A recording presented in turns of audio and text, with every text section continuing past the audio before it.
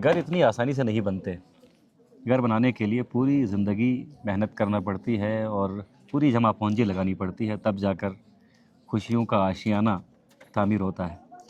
बहुत सारे अहबाब ऐसे हैं जो आज भी अपने ज़ाती घर की सहूलत से महरूम हैं और उनके दिल में यकीनन ये ख्वाहिश मचल उठती होगी कि उनका भी अपना घर हो। अब नेशनल बैंक ऑफ पाकिस्तान ने आपकी ये मुश्किल आसान कर दी है। अब आप नेशनल बैंक ऑफ पाकिस्तान से आसान एक साथ में मेरा घर मेरा आशियाना स्कीम के तहत कर्ज़ा हासिल कर सकते हैं और मार्कअप के हवाले से, शेड्यूल के हवाले से और तरीक़ाकार के हवाले से हम जानते हैं। इस वक्त हमारे साथ मौजूद हैं नासिर हुसैन हसरत साहब। आप रिलेशनशिप मैनेजर हैं national bank of Pakistan main branch Skardu के। अच्छा नासिर भाई, ये जो स्कीम है मेरा घर मेरा आशियाना, इस स्कीम के मुताबिक ज़रा बताइएगा कि इस स्कीम का आगाज़ कब हुआ और इस स्कीम से कौन से लोग इस्तेफ़ादा हासिल कर सकते हैं। ठीक, thank you so much Anjum भाई फॉर द कवरेज। अच्छा, जहाँ तक सवाल है इस स्कीम के इनिशिएट होने की, ये प्रोडक्ट है स्टेट बैंक ऑफ पाकिस्तान की तरफ से एक सब्सिडाइज रेट के ऊपर आपको घर बनाने के लिए, प्लॉट ख़रीदने के लिए और अपने प्लॉट पे घर बनाने के लिए भी फंडिंग करते हैं। तो ये इसका सर्कुलर हुआ स्टेट बैंक की तरफ से 24 सितंबर 2025 को, और नेशनल बैंक ऑफ पाकिस्तान इसी सर्कुलर के मुताबिक ये तीनों प्रोडक्ट्स, जिसमें आप कह सकते हैं कि आपने अगर आपने घर ख़रीदना है तो एक ऑप्शन आपके पास घर ख़रीदने का है। घर ख़रीदने के लिए आपका जो वॉल्यूम है वो 5 मरले से ज़्यादा ना हो, और आप प्लॉट भी ख़रीद सकते हैं। और साथ साथ अगर आपके पास कोई प्लॉट है तो आप उसके ऊपर भी कंस्ट्रक्शन के लिए आप बैंक के पास एप्लीकेशन जमा कर सकते हैं फॉर द फंडिंग। ठीक है, अगर आपसे अपना घर लेना हो जी तो यकीनन मॉडिफिकेशन भी होगी और लीगल प्रोसेस ज़रा बताइएगा, क्योंकि यहाँ पर ज़मीनों के लीगल इश्यूज़ बहुत ज़्यादा हैं। बहुत सारे लोग लोन तो लेना चाहते हैं लेकिन ज़मीन का लीगल स्टेटस ना होने के बाइस वो महरूम रहते हैं। बिल्कुल, क्योंकि प्रोडक्ट मॉर्गेज बेस्ड सिस्टम है और कोई से भी अगर आप घर ख़रीदते हैं या कोई प्लॉट ख़रीदते हैं तो उसके टाइटल डॉक्यूमेंट्स और इंतकाल शुदा होना ज़रूरी है। आप किसी खालसा सरकार के ऊपर उसको मॉर्गेज के बेस बना के आप एप्लीकेशन जमा नहीं कर सकते। इसमें एक चीज़ और बताता चलूँ, इसके अंदर 2 टियर्स हैं। टियर 1 में आपको 20 लाख तक मिलेगा जो कि 5% पे होगा, और टियर 2 में आपको 35 लाख तक मिलेगा जो कि 8% के ऊपर होगा।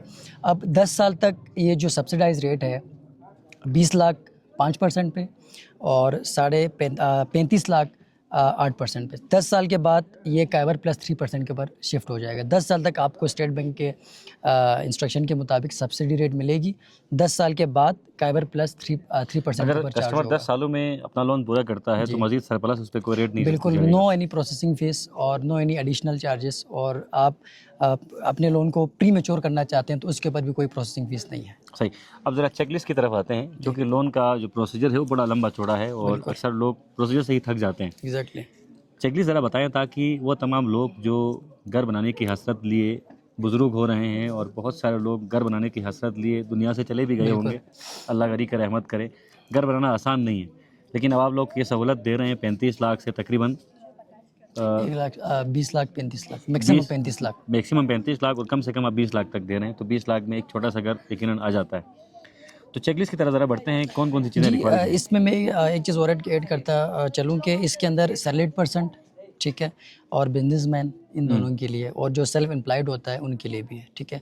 और बिजनेसमैन के जो चेकलिस्ट है वो अलग है, और सैलरीड पर्सन की चेकलिस्ट अलग है, और सेल्फ एम्प्लॉयड जो होते हैं उनकी चेकलिस्ट अलग है। सैलरीड पर्सन के लिए मिनिमम 50,000 उसकी सैलरी होनी चाहिए, ठीक है। बाकी इसमें कुछ डॉक्यूमेंटेशन की चेकलिस्ट मैंने आपके साथ पहले भी डिस्कस की, जिसके अंदर लोन एप्लीकेशन फॉर्म है, प्रोडक्ट डिस्क्लोजर शीट है, ये हमारी तरफ से आपको मिलेगी, और CNIC और एप्लीकेंट नेबर वगैरह और इनके रेफरेंसेस ये आप हमें प्रोवाइड करेंगे, और टाइटल डॉक्यूमेंट जो आपके प्रॉपर्टी के हैं मॉर्गेज के लिए वो बिल्कुल स्ट्रीमलाइन होने चाहिए। भाई ठीक है, ठीक है। तो जो सैलरीड पर्सनस हैं वो भी इस सहूलत से फ़ायदा उठा सकते हैं, और साथ साथ वो तमाम अहबाब जो अपना कारोबार करते हैं वो भी इस स्कीम से फ़ायदा उठा सकते हैं। तो जो अपना कारोबार करने वाले अहबाब हैं, जिस तरह भी आपने सैलरीड पर्सन के चेकलिस्ट का जिक्र करते हुए कम से कम जो तनख्वाह बताई वो 50,000 बताई, बिल्कुल। जो छोटे कारोबारी तबका है वो फिर किस तरह इस लोन को अवेल कर सकते हैं? बिल्कुल, इनकी अगर आप जैसे सैलरीड के लिए हम लोग स्टेट बैंक ने एक सेगमेंट रखा हुआ कि मतलब 50,000 से ज़्यादा मिनिमम नहीं होना चाहिए, और बिजनेसमैन के लिए इनको जो अगर आप टर्न ओवर के लें वो 75,000 से अबव है। सही जी, मतलब छोटे कारोबारी भी अप्लाई कर सकते हैं। सकते हैं। कर सकते हैं। तो एक आम बंदा है जिसके पास कारोबार भी नहीं है اور سیلری بھی نہیں ہے، وہ کیا کرے گا؟ اگر وہ سیلف امپلائڈ ہے، اگر سیلف اس کا امپلائڈ سے کوئی مطلب کوئی جو اپنا ایک اس نے اسٹارٹ اپ وغیرہ لیا ہوا ہے یا لینا کوئی چاہ رہا بھی ہے؟ یا لینا چاہ رہا ہے تو سیلف امپلائڈ کے لیے ہے، اس میں بھی تقریباً یہی اس کے ٹرمز اینڈ کنڈیشنز ہیں کہ مطلب 75,000 سے زیادہ اس میں ہو۔ ٹھیک ہے، ٹھیک ہے، تو یہ بڑی اچھی اسکیم ہے، اور یقیناً اس اسکیم کے متعلق رومرز بھی تھے اور سوشل میڈیا پہ خبریں چل بھی رہی تھی۔